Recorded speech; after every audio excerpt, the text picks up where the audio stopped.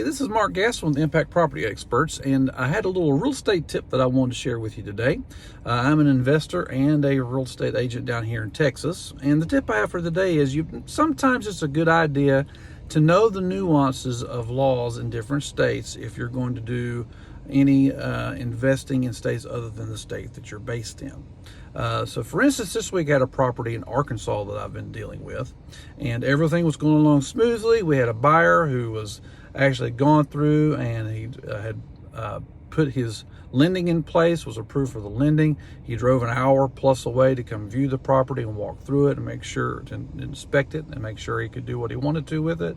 He had his contractor even drive out all that distance to come and look at the property. So every other means whereby this buyer could buy this property seemed to be qualified for it. However, when we started inquiring about, okay, how much earnest money deposit do you want to put down? He replied with a very odd answer to me. He said, well, I've never put down an earnest money or deposit on any of the investment properties I've purchased in Arkansas. And so we kind of stuck to our guns that we need to get at least this amount for a certain amount for earnest money deposit. And he's like, just ghosted out. No, not interested. No, not going to do deposits. They're not refundable after a certain time. Not going to do it. So I decided to go and check the real estate laws in the state of Arkansas just to see if there's some nuance there that I wasn't aware of. And come to find out is that if you're going to use earnest money in the state of Arkansas, if you're using the state contracts, there's actually an addendum that you have to use if you want to do earnest money. So it's not even really part of the actual contract. And in that addendum, there's at least 18 different ways that people can get their earnest money deposit back. So the net effect of this is that with an earnest money deposit laws that have no teeth, most of the time, but particularly when the market's cooling off, people don't offer earnest money at all.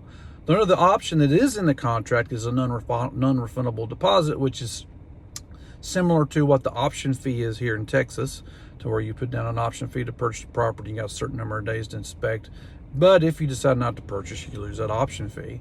But most of the time they don't use that either. So we almost lost a deal this week because of a misunderstanding of how earnest money deposits were handled differently from Texas and Arkansas. So it's always a good idea to try to check out and make sure that you know what the laws and know what the procedures and the accepted practices are if you're dealing in different states, because like I said, it could mean the difference between you having a deal in that state and not. So be aware. This is Mark Gaston from Impact Property Experts. Have a great day, and we'll be back again soon.